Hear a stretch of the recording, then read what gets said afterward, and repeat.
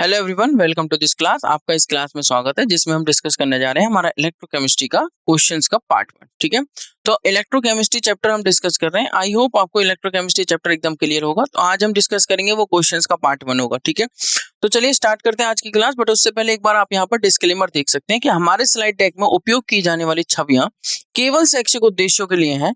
हम इन छवियों के मूल निर्माता और मालिकों के बौद्धिक संपदा अधिकारों का सम्मान करते हैं। यदि आप इस डेक में उपयोग की जाने वाली किसी भी छवि के मालिक हैं और आपको कोई चिंता या मुद्दा है तो कृपया sathi@iitk.ac.in पर हमसे संपर्क करें और हम छवियों को हटा देंगे। ठीक है एवरीवन, तो चलिए स्टार्ट करते हैं आज का इंटरेस्टिंग सेशन जो कि है हमारा इलेक्ट्रोकेमिस्ट्री का। और प्रैक्टिस क्वेश्चन हम क्वेश्चन नंबर 1 से लेके 8 मतलब 1 से लेके 8 तक डिस्कस करने जा रहे हैं। तो देख सकते हैं आप क्वेश्चन नंबर 1। क्वेश्चन नंबर 1 क्या कह रहा है कि कंडक्टेंस जिसकी यूनिट हमें Simon, conductance unit Simons is directly proportional to the area of vessel and the concentration of the solution in it and is inversely proportional to the length of the vessel. Then the unit of constant of proportionality is, मैं क्या कह रहा हूं, conductance जो directly proportional है area उस vessel की, क्या कह रहा है वो, चालकत्व जो पात्र के क्षेत्रफल और उसमें विलयन की सांद्रता के सीधे अनुक्रमानुपाती होती है। ठीक है, और क्या कह रहा है, inversely proportional to the length of the vessel. Then the unit of constant of proportionality, जब आप प्रोपोर्शनलिटी का साइन हटाते हैं तो आप एक कांस्टेंट लगाते हैं जिसको जनरली हम के से रिप्रेजेंट करते थे। तो वो क्या पूछ रहा है बेसिकली क्वेश्चन में कि के की यूनिट बताइए। तो सीधा सा क्वेश्चन है। ठीक है, उसने कंडक्टेंस की यूनिट दे दी, एरिया की यूनिट आपको पता है, लेंथ की यूनिट आपको पता है, कॉन्सेंट्रेशन की यूनिट आपको पता है। पुट करिए और आंसर आ जाएगा। ठीक है, तो आंसर आएगा साइमन मीटर मोल इनवर्स या फिर siemens metre square mole inverse या फिर siemens inverse square metre square mole या फिर siemens square metre square mole inverse square. ठीक है, इन चार ऑप्शंस में से कोई एक ऑप्शन आपका करेक्ट होगा। तो चलिए इस क्वेश्चन को सॉल्व करने के लिए मैं आपको 10 सेकंड का समय देता हूं। 10 सेकंड के बाद हम देखेंगे इस क्वेश्चन का आंसर। आपको दिए जाने वाले 10 सेकंड शुरू होते हैं अब।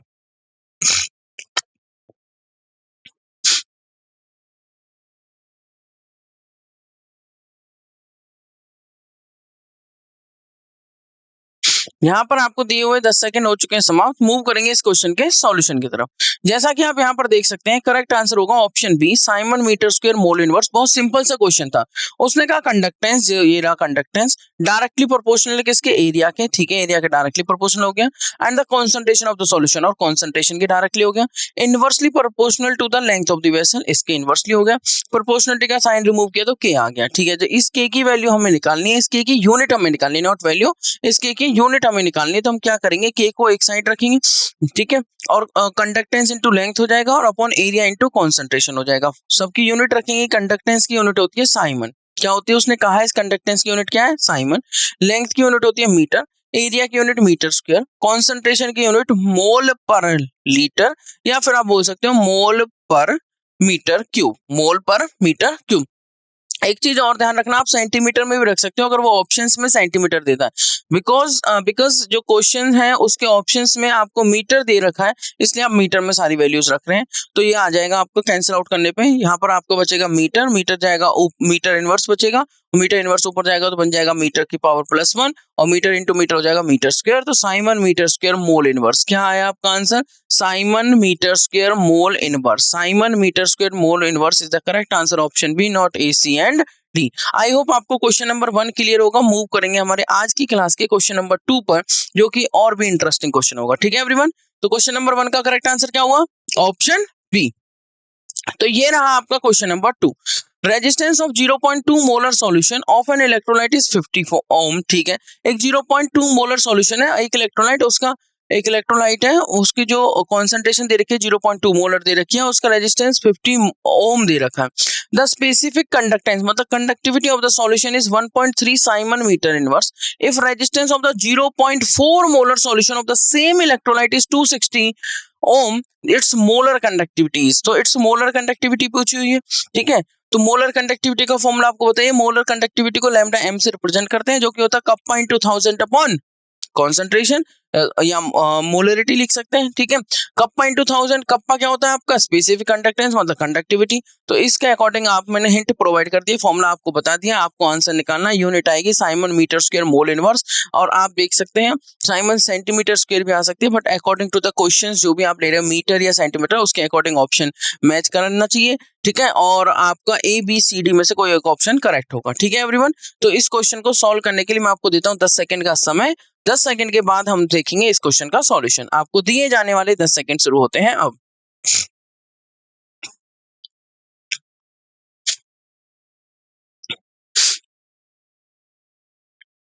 तो यहाँ पर आपको दिए हुए 10 सेकंड का समय हो चुका है समाप्त। मूव करेंगे इस क्वेश्चन के सॉल्यूशन की तरफ। कह रहा resistance of 0.2 molar solution of an electrolyte is 50 ओम, ठीक है। करेक्ट आंसर आएगा ऑप्शन बी। देखिए स्पेसिफिक कंडक्टेंस का फॉर्मूला होता है कंडक्टेंस इनटू सेल कांस्टेंट, मतलब specific conductance is kappa. Kappa होता है G into G star. Kappa क्या होता है G into G star. Kappa उसने दे रखा है 1.3 साइमन मीटर इनवर्स। क्या दे रखा है? ओम इनवर्स मीटर इनवर्स इसकी यूनिट होती है, या फिर साइमन मीटर इनवर्स आप बोल सकते हो। तो कप्पा दे रखा है इस सॉल्यूशन का कितना 1.3 साइमन मीटर इनवर्स। कंडक्टेंस जो कि होता है 1/r, वैल्यू रख दी 1/50, उस फर्स्ट सॉल्यूशन की हम बात कर रहे हैं। Into cell constant, cell constant हमने यहाँ से निकाल लिया। अब सेल तो कांस्टेंट ही रहेगा ना, आप सॉल्यूशन की कंसंट्रेशन चेंज करते रहिए, सॉल्यूशन चेंज करते रहिए, बट सेल क्या होता है L/A, मतलब लेंथ और एरिया तो कांस्टेंट ही रहेंगे, उनमें कोई चेंज नहीं होगा। तो सेल कांस्टेंट जो यहाँ से आएगा उसको हम दूसरे सॉल्यूशन में यूज कर लेंगे। आप समझिए ध्यान से, आपको क्या दे दिया specific conductance kappa is equal to G into G star. हमने यहाँ से जी स्टार कैलकुलेट करना है, मतलब 1.3 आपकी होगी specific conductance 1.3 siemens metre inverse is equal to conductance G is equal to 1/r, मतलब 1/50 इनटू में सेल कांस्टेंट। सेल कांस्टेंट की वैल्यू आ जाती है 1.3 इंटू 50 मीटर इनवर्स, ठीक है। 1.3 इंटू 50 हो जाएगा 65 मीटर इनवर्स, जिसको हम सेंटीमीटर इनवर्स में चेंज कर लिया 65/100 करके। तो 65/100 क्या आ गया हमारा सेंटीमीटर इनवर्स में। अब आपसे पूछा मोलर कंडक्टिविटी, जो कि क्या हो जाता है आपका, जो कि हो जाता है आपका कप्पा इंटू 1000 अपॉन सी, मतलब कप्पा इंटू 1000 अपॉन मोलरिटी। अगर कप्पा इंटू 1000 अपॉन मोलरिटी हम कह रहे हैं, या फिर कप्पा इंटू 1000 अपॉन सी हम कह रहे हैं, तो कप्पा क्या है conductance into cell constant. Conductance अब चेंज हो जाएगी, कंडक्टेंस कितनी हो गई आपकी 0. कंडक्टेंस कितनी हो, देखो ये दे रखा आपको सेल कांस्टेंट, तो हमने यहाँ से निकाल लिया, वो पुट करेंगे। और कंडक्टेंस कितनी है 1/r, मतलब 260 ओम यहाँ पर दे रखा। कॉन्सेंट्रेशन भी चेंज हो चुकी है, जो कि 0.2 पहले थी, अब 0.4 हो चुकी है। सारी वैल्यूज को रखेंगे, आंसर आ जाएगा। मोलर कंडक्टिविटी जो कि लैम्डा m से हम रिप्रेजेंट करेंगे इज इक्वल टू 1000, ठीक है, अपॉन सी क्या है concentration 0.4 molar, multiply with conductance, मतलब कप्पा होना चाहिए था, कप्पा की जगह हम फॉर्मूला रख दिया उसका G इंटू जी स्टार। जी होता है कंडक्टेंस, जी स्टार होता है सेल कांस्टेंट। जी क्या हो गया आपका कंडक्टेंस 1/r 1/260 ओम दे रखा है, इनटू में 65/100 सेंटीमीटर इनवर्स आया आपका सेल कांस्टेंट की वैल्यू। 65/100 सेंटीमीटर इनवर्स आपकी सेल कांस्टेंट की वैल्यू आ चुकी है। ध्यान रखो इंपॉर्टेंट बात है, सेल कांस्टेंट की वैल्यू रख दी, कंडक्टेंस की वैल्यू रख दी, सी की वैल्यू रख दी, कैलकुलेशन की तो आंसर आया 6.25 Simon centimetre square mole inverse. 6.25 Simon centimetre square mole inverse को हमने मीटर स्क्वायर में चेंज कर लिया, तो यहाँ पे हमें क्या करना होगा 10⁻⁻⁴ से मल्टीप्लाई। तो करेक्ट आंसर आ जाता है आपका 6.25 into 10⁻⁴ siemens metre square mole inverse. क्या आ जाता है 6.25 into 10⁻⁻⁴ siemens metre square mole inverse. तो correct answer is option B for question number 2। क्या करेक्ट आंसर होगा? Option B. चलिए अब हम मूव करते हैं हमारे आज की क्लास के नेक्स्ट क्वेश्चन, क्वेश्चन नंबर 3 की तरफ। इजी चल रहे हैं अभी तक क्वेश्चन। तो अभी तक जो क्वेश्चन चले वो किस पर चले हैं? Conductance, cell constant, molar conductivity इनसे रिलेटेड, मतलब इलेक्ट्रिकल प्रॉपर्टी से रिलेटेड चल रहे हैं, ठीक है। चलिए अब हम मूव करेंगे नेक्स्ट क्वेश्चन नंबर 3 की तरफ। क्वेश्चन नंबर 3 क्या कह रहा है? रेजिस्टेंस ऑफ 0.2 मोलर सॉल्यूशन, आपको क्या दे दिया 0.2 मोलर सॉल्यूशन क्या है बताइए क्विकली। कॉन्सेंट्रेशन रेजिस्टेंस कितना दे दिया उसका 50 ohm. The specific conductance of the solution is 1.5। सिर्फ डेटा चेंज हो रहा है, अभी तक देखिए लास्ट वाले क्वेश्चन और इस क्वेश्चन में डेटा चेंज हो रहा है। If the resistance of 0.5 molar solution of the same electrolyte is 280 ohm, the molar conductivity of 0.5 molar solution of the electrolyte in siemens metre square mole inverse. I think exactly same question दिख रहा है मुझे। क्या दिख रहा है मुझे? Exactly same question, सिर्फ डेटा चेंज हुआ है। तो इजीली आप इस क्वेश्चन को अटेम्प्ट कर सकते हैं। यूनिट यहाँ पे नहीं दे रखी है ऑप्शंस की, नो प्रॉब्लम। आप मीटर में ही आंसर कैलकुलेट करिए, 5 इंटू 10⁻⁴ या 5 इंटू 10⁻³ या 5 इंटू 10⁻³ या 5 इंटू 10⁻²। तो ये कुछ इंपॉर्टेंट फॉर्मूले होते हैं, जैसे G equal to 1/r, kappa equal to G into G star, ठीक है, R equal to ρ L by A, ठीक है, ρ equal to RA by L, ठीक है, lambda m equal to kappa into 1000 upon C या कप्पा इंटू 1000 अपॉन मोलरिटी और equivalent conductivity equal to kappa into 1000 upon normality. इस तरीके से आपको इनके यूनिट और इनके फॉर्मुलेस एकदम टिप्स पे होने चाहिए ताकि आप इनसे रिलेटेड कोई भी क्वेश्चन आए, ये तो क्वेश्चन सबसे सिंपल होते हैं, इजीली आप उन्हें अटेम्प्ट कर सकें। ठीक है एवरीवन, जैसे g equal to 1 by r equal to 1 by g बोल सकते हैं ना, g star equal to l by a। Clear? तो चलिए इस क्वेश्चन को सॉल्व करने के लिए मैं आपको 10 सेकंड का समय देता हूं। 10 सेकंड में आपको इस क्वेश्चन को सॉल्व करना है। आपको मिलते हैं 10 सेकंड और 4 ऑप्शंस में से कोई एक ऑप्शन चूज करिए। ठीक है, 10 सेकंड के बाद हम क्या देखेंगे, इस क्वेश्चन का सॉल्यूशन।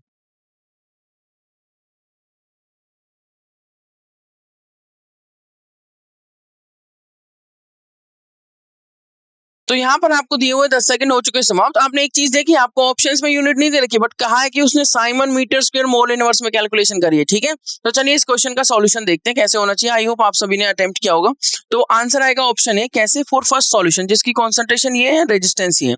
कप्पा क्या हो जाएगा 1.5 साइमन, कप्पा क्या दे रखा है, कप्पा दे रखा है 1.5 साइमन मीटर इनवर्स, आर दे रखा है 50 ओम और कंसंट्रेशन दे रखी है 0.2 मोलर। ठीक है, स्पेसिफिक कंडक्टेंस कप्पा होता है हमारा G इंटू जी स्टार, मतलब 1 by R into G star. Specific conductance कितना 1.4 इक्वल टू 1 बाय 50 इंटू में जी स्टार क्या आ गया यहाँ से 70 मीटर इनवर्स, जिसको हमने चेंज कर लिया तो ये आ गया जी स्टार इक्वल टू 70 बाय 100 मतलब 0.7 सेंटीमीटर इनवर्स।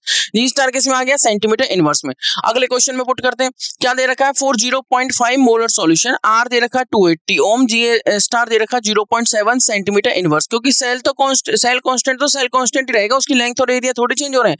हम सिर्फ क्या चेंज कर रहे हैं, हम सिर्फ चेंज कर रहे हैं उस कॉन्सेंट्रेशन, हम उस कॉन्सेंट्रेशन की वजह से उसका क्या चेंज हो रहा है, कंडक्टेंस, स्पेसिफिक कंडक्टेंस, और क्या चेंज हो रहा है बताइए क्विकली, रेजिस्टेंस। ठीक है, तो ये सारी चीजें चेंज हो रही है, बट जो लेंथ, जो वेसल है उसकी लेंथ एरिया सब सेम है। तो कप्पा निकाला, कप्पा इक्वल टू क्या हो जाएगा 1/80 into 0.7, 1/280 not 80 sorry for that, 1/280 1/r। Kappa क्या होता है जी इंटू जी स्टार, नया जी स्टार हमने नया जी स्टार क्या होगा, सेम ही रहेगा वो तो, जी स्टार तो किसी भी मतलब सॉल्यूशन ही तो चेंज कर रहे हैं, मैं बार बार वही बात बोल रहा हूँ। और 1/r क्या है हमारा जी, तो जी जो आर है वो नया है। ठीक है, पहले 50 था, अब कितना 280। जब हमने 1/r पुट किया तो 1/r क्या होता है जी, तो 1/280, आर की वैल्यू 280 इंटू में 0.7 इक्वल टू आ चुका है 0.0025 साइमन सेंटीमीटर इनवर्स। नाउ हमें निकालनी है मोलर कंडक्टिविटी मतलब मोलर चालकता। तो lambda M equal to kappa into 1000 upon molarity, kappa into 1000 upon M मतलब कप्पा इंटू 1000 अपॉन कॉन्सेंट्रेशन मतलब कप्पा इंटू 1000 अपॉन मोलरिटी। तो कप्पा कितना आया 0.0025 siemens centimetre inverse multiply with 1000 upon molarity. कौन से सॉल्यूशन की निकालनी है, 0.5 मोलर सॉल्यूशन की निकालनी है। तो मोलरिटी आगे 0.5, सॉल्व किया तो आया 5 ohm inverse centimetre square mole inverse, और सेंटीमीटर स्क्वायर को मीटर स्क्वायर में चेंज कर दिया तो 5 into 10⁻⁻⁴ siemens metre square mole inverse क्या आएगा, 5 into 10⁻⁴ siemens metre square mole inverse. I hope आपको ये ऑप्शन क्लियर हुआ होगा किस तरीके से हमने इस क्वेश्चन को सॉल्व किया है। तो करेक्ट आंसर ऑप्शन ए है किसका, क्वेश्चन नंबर 3 का। 5 into 10⁻⁴ 5 into 10⁻⁴ siemens metre square mole inverse या ohm inverse centimetre square mole inverse. ठीक है everyone, ohm inverse centimetre square mole inverse में वैल्यू क्या रहेगी, सिर्फ 5, और 5 इंटू 10⁻⁴ में वैल्यू रहेगी यूनिट की siemens metre square mole inverse, या फिर बोल सकते हो ohm inverse metre square mole inverse. ठीक है, बट अगर आपने बोला siemens centimetre square mole inverse या फिर ohm inverse centimetre square mole inverse, तो आपको वैल्यू रखनी होगी ओनली 5 मतलब 10⁻⁴ नहीं आएगा। क्लियर? चलिए अब हम मूव करेंगे हमारे आज की क्लास के नेक्स्ट क्वेश्चन नंबर 4 की तरफ। तो ये रहा आपका क्वेश्चन नंबर 4, कह रहा था equivalent conductance of NaCl at concentration C and at infinite dilution are lambda CEQ and lambda infinity EQ। Lambda CEQ मतलब equivalent conductance at given concentration, और लैम्डा इंफिनिटी EQ को हम लैम्डा नॉट EQ से represent कर सकते हैं, मतलब equivalent conductance at infinite dilution. The correct relationship between lambda CEQ and lambda infinity EQ is given as where the constant B is positive. Where the constant B is positive. तो सीधा सा question है, बताइए आपको 4 इसमें equation दे रखी है। I think आपको डिबे हकल ऑनसागर इक्वेशन लगानी है और आपका आंसर आ जाएगा। ठीक है, आई होप आपको ये क्वेश्चन समझ में आ गया होगा किस तरीके से सॉल्व करना है। ये तो बस देखते ही क्वेश्चन सॉल्व हो जाना चाहिए। तो इस क्वेश्चन को सॉल्व करने के लिए मैं आपको फिर भी देता हूँ 10 सेकंड का समय। 10 सेकंड के बाद हम देखेंगे इस क्वेश्चन का सॉल्यूशन। आपको इन 4 ऑप्शंस में से कोई एक ऑप्शन चूज करना है। आपको दिए जाने वाले 10 सेकंड शुरू होते हैं अब।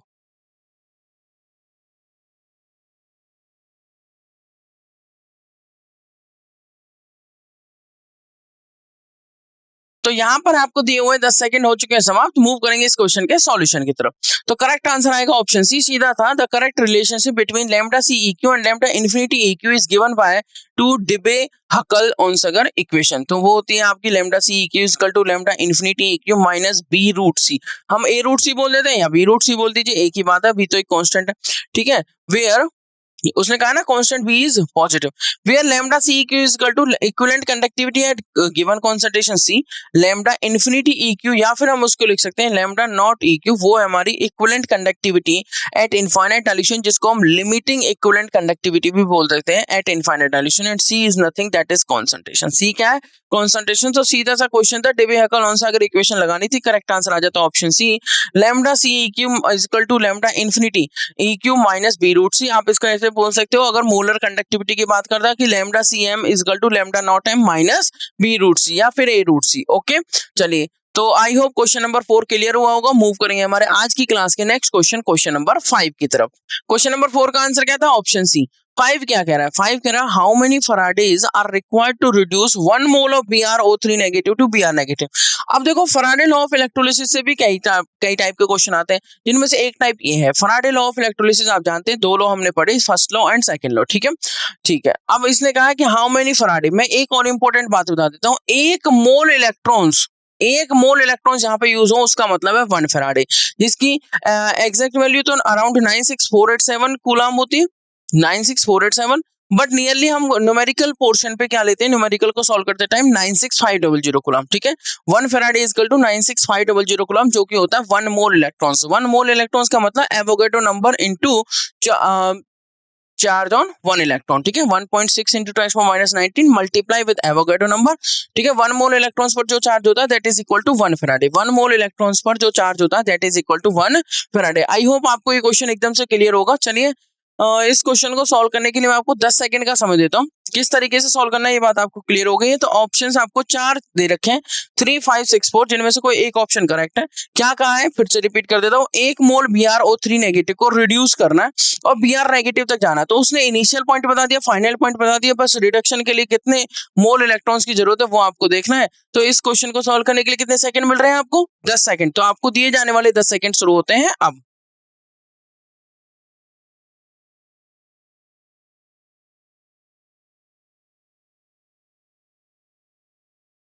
तो यहाँ पर आपको दिए गए 10 सेकंड हो चुके हैं समाप्त। मूव करेंगे इस क्वेश्चन के सॉल्यूशन की तरफ। सीधा सा क्वेश्चन था, एक इक्वेशन लिखनी है कि आपको BrO3 नेगेटिव तक BrO3 नेगेटिव को रिड्यूस करना है और कहाँ जाना है? Br negative. यहाँ पर आप देखेंगे Br किस में? +5 में। भाई आप निकाल सकते हैं Br की ऑक्सीडेशन स्टेट, x लेट करके -2 × 3 हो जाएगा -6 इक्वल टू में क्या आएगा? -1।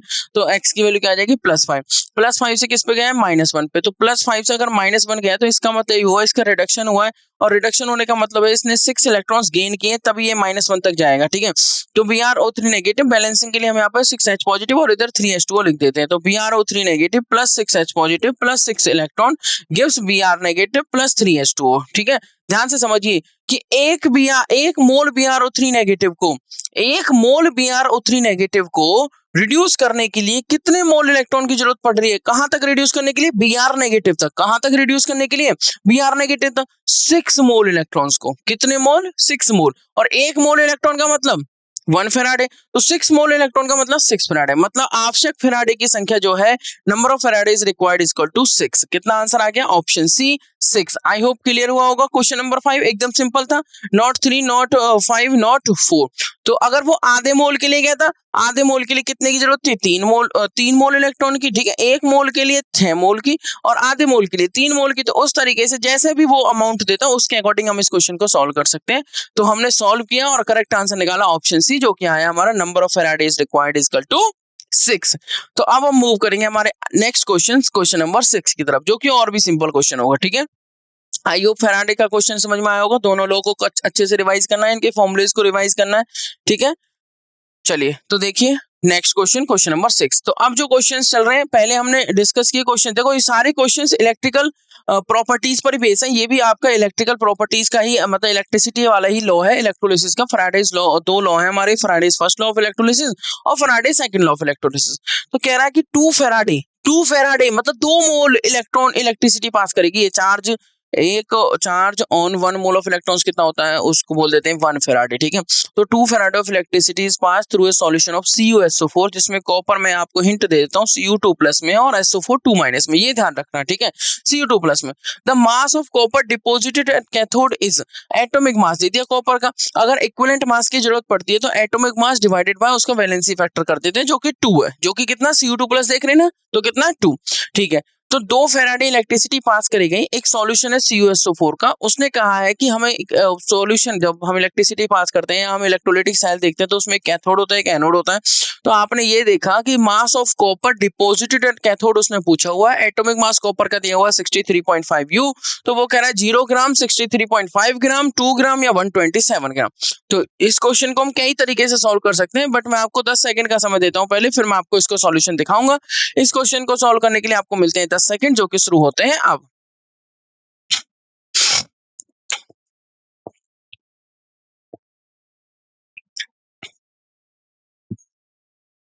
तो यहाँ पर आपको दिए हुए 10 सेकंड हो चुके हैं समाप्त। मूव करेंगे इस क्वेश्चन के सॉल्यूशन की तरफ। देखो सीधा सा क्वेश्चन था, एकदम सिंपल और स्ट्रेट फॉरवर्ड। उसने कहा कि चार्ज आपको दे दिया 2 फैराडे, 2 फैराडे इलेक्ट्रिसिटी हमने पास करी, ठीक है। 2 फैराडे का मतलब 2 मोल इलेक्ट्रॉन्स, ठीक है। हमने कितना पास किया, 2 मोल इलेक्ट्रॉन्स। एटॉमिक मास दे दिया कॉपर का 63.5 U। Valency of the metal हमने निकाल ली, जेड कितनी 2। भाई मैंने बताया ना Cu किस में, Cu2+ में। तो वैलेंसी कितनी आ गई, जो चार्ज होता है वही वैलेंसी होती है मोनो एटॉमिक की, ठीक है। W का फॉर्मूला होता है ZQ, Q होता है IT। अगर I और T दिया होता करंट और टाइम, तो वो भी हम लगा देते। W इक्वल टू ZIT होता है। Z यहाँ पे इलेक्ट्रोकेमिकल इक्विवेलेंट होता है, Q यहाँ पे चार्ज हो गया। Q उसने दे रखा 2 फैराडे। अब मैं आपको एक बता देता हूँ, W है आपका कितना मास डिपोजिटेड हो रहा है, वो डायरेक्टली प्रोपोर्शनल होगा कि हम कितना चार्ज पास कर रहे हैं। Mass deposited M directly proportional to Q होता है, ये ध्यान रखना। M directly proportional, W directly proportional to Q होता है। कि कितना मास डिपोजिटेड हो या लिबरेटेड होगा, वो डिपेंड करेगा कितना हम चार्ज पास कर रहे हैं। तो W इक्वल टू Z क्या होता है, इलेक्ट्रोकेमिकल इक्विवेलेंट, जिसका फॉर्मूला हो जाता है E/F। E/F मतलब electro equivalent mass divided bye F, that is 96500। इससे हम Z निकाल सकते हैं। मल्टीप्लाई विद Q की वैल्यू कितनी दे रखी है 2F। F से F कट गया, कितना आ गया 2E। तो W क्या आ गया आपका 2 इंटू इक्विवेलेंट मास। अब ध्यान रखिए वैलेंसी फैक्टर कितना है 2। तो इक्विवेलेंट मास क्या होता है, क्विकली बताइए, atomic mass divided bye valency factor, वो भी कितना है 2। सो 2 से 2 कट गया, क्या है आपका 63.5। तो W इज इक्वल टू 63.5। तो आई होप आपको ये समझ में आया होगा कि जो मास of copper deposited at cathode वो कितना सेम है, कितना 63.5 ग्राम। वो तो क्लियरली दिख रहा था, आपको यहीं से दिख रहा है कि Cu2 पॉजिटिव ने 2 इलेक्ट्रॉन लिए होंगे, तभी आपका क्या बना होगा Cu।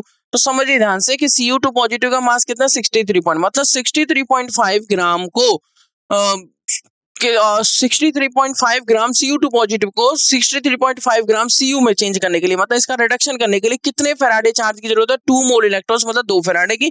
तो डेफिनेटली आंसर क्या रहना था, सेम रहना था 63.5 ग्राम। आई होप आपको समझ में आया होगा कि करेक्ट ऑप्शन बी होगा। बाकी सॉल्यूशन कुछ इस तरीके से आप कर सकते हैं, ठीक है। तो क्वेश्चन नंबर 6 का correct option B, not A, not C, not D, ठीक है एवरीवन। मूव करेंगे हमारे आज की क्लास के नेक्स्ट क्वेश्चन नंबर 7 की तरफ।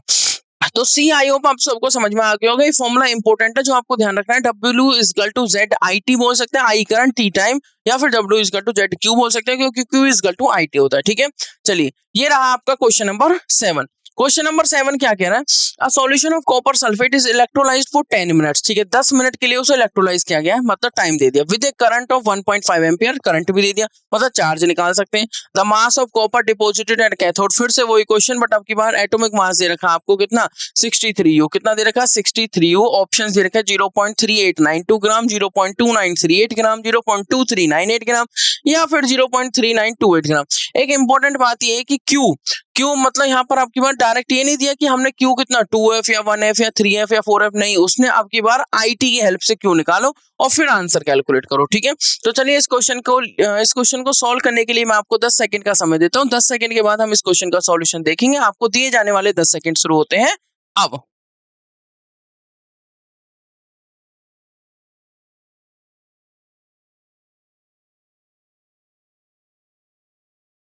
यहाँ पर आपको दिए हुए 10 सेकंड हो चुके हैं समाप्त। सीधा सा क्वेश्चन है, from Faraday first law of electrolysis यही कहता है कि W डायरेक्टली प्रोपोर्शनल होता है आपका Q के, तो W इक्वल टू हो गया ZIT, ठीक है। W इक्वल टू क्या हो गया आपका ZIT, Z इलेक्ट्रोकेमिकल इक्विवेलेंट, जिसकी वैल्यू होती है equivalent mass divided by faraday. 1 faraday मतलब 96500 multiply with I multiply with T, ये हो गया आपका mass of copper deposited is equal to E by 96500 into I into T। I आपको दे रखा है, T आपको दे रखा है।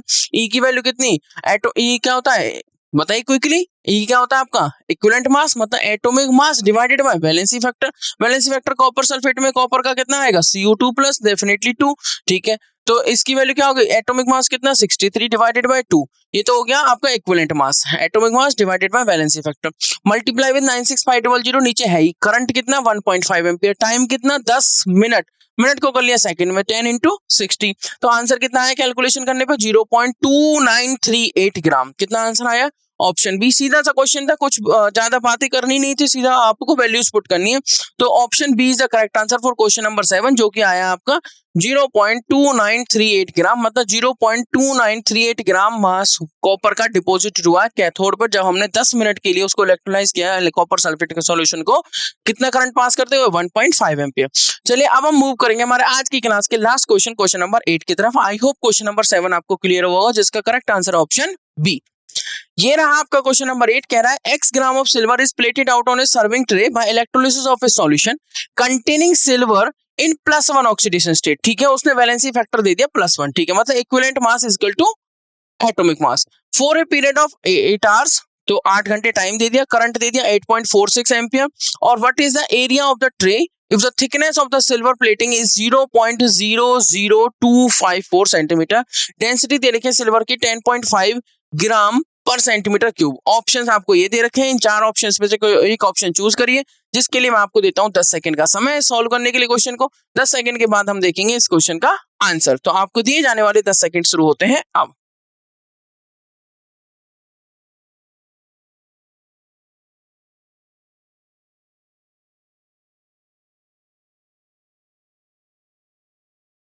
यहाँ पर आपको दिए हुए 10 सेकंड का समय हो चुका है समाप्त। मूव करेंगे इस क्वेश्चन के सॉल्यूशन की तरफ। जैसा कि आप यहाँ पर देख सकते हैं, सीधा सीधा सा क्वेश्चन है, एकदम सिंपल और सीधा सा क्वेश्चन, ठीक है। एरिया ऑफ द ट्रे पूछा हुआ है, if the thickness of the silver plating is this, area पूछा हुआ है तो वॉल्यूम चाहिए। देखते हैं भाई, क्वेश्चन का आंसर होगा ऑप्शन बी। हमें क्या निकालना है पहले, यहाँ पर देखेंगे WAG निकाल लेते हैं, मतलब कितना मास एक्चुअली में डिपॉजिटेड हुआ है या लिबरेटेड हुआ है, कितना मास एक्चुअली में क्या हुआ है डिपॉजिटेड हुआ है, क्योंकि उसने कहा x gram of silver is plated out on a serving tray by electrolysis of a solution containing silver in +1 oxidation state.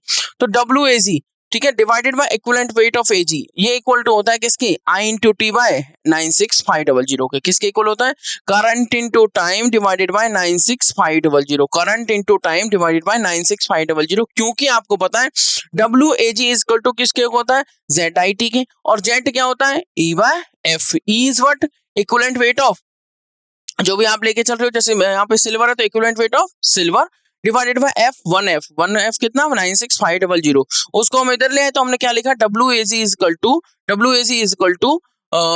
WAG divided by equivalent weight of AG is equal to I into T divided by 96500। तो WAG equivalent weight की value put करेंगे, molar mass divided by N factor, I into T divided by 96500। WAG कितना आ गया आपका, यहाँ पे molar mass की value हम इधर लेके गए इसको 107.8 multiply with 8.46 current multiply with 8 hours को मिनट में किया 60 से मल्टीप्लाई करके, और सेकंड में किया फिर से 60 से मल्टीप्लाई करके, डिवाइडेड बाय 96500। तो WAG कितना आ जाता है आपका 272.18 ग्राम, ठीक है। एन फैक्टर की वैल्यू, क्योंकि उसने कहा +1 ऑक्सीडेशन स्टेट में, तो जो एटॉमिक मास होगा या मोलर मास होगा वही उसका क्या होगा, इक्विवेलेंट मास होगा, ठीक है एवरीवन। तो यहाँ से जो सिल्वर का मास आया वो कितना आया 272.18 ग्राम। उसके बाद वॉल्यूम दी हुई है, वॉल्यूम ऑफ एजी हम निकाल लेंगे, वॉल्यूम ऑफ एजी केस निकालेंगे 272.18 डिवाइडेड बाय 10.5 जो कि डेंसिटी है, तो कितनी आ गई 25.92 सेंटीमीटर क्यूब। सरफेस एरिया निकाल लेंगे, 25.92 को डिवाइड कर देंगे थिकनेस से 0.00254, तो आपका करेक्ट आंसर आ जाता है 1.02 इंटू 10⁻⁴ सेंटीमीटर स्क्वायर। ये आ गया आपका surface area 1.02 into 10⁻⁴ centimetre square. आई होप आपको ये क्वेश्चन समझ में आया होगा, जिसका करेक्ट आंसर क्या है क्वेश्चन नंबर 8 का ऑप्शन बी। ठीक है, तो this is all about this today's class. आज हमने जो डिस्कस किया वो फैराडेज लॉ पर, मतलब मेनली जो हमने क्वेश्चंस डिस्कस किए हैं वो इलेक्ट्रिकल प्रॉपर्टीज पर डिस्कस किए, जैसे conductance, resistance, conductivity, resistivity, specific conductance, molar conductivity, equivalent conductivity और फैराडेज फर्स्ट लॉ और सेकंड लॉ ऑफ इलेक्ट्रोलिसिस पर। ठीक है, आई होप आपको ये सारे कॉन्सेप्ट्स क्लियर होंगे। So this is all about this today's class, this is all about this session. Thank you so much everyone, it's time to say thank you. So thank you so much again, have a nice day, take care, goodbye, धन्यवाद।